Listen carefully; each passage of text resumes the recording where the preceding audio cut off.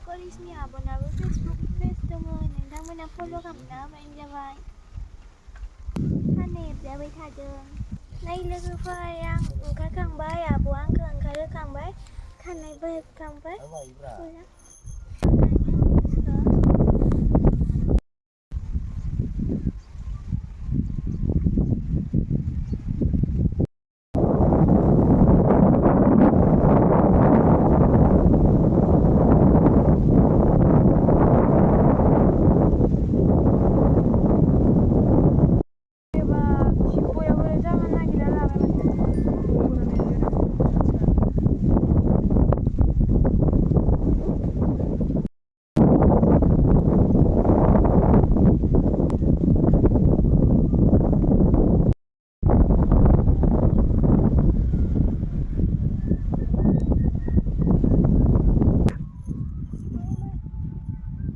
Hai guys, जों बैसागुनि reels बानायनो फैदोंमोन नालाय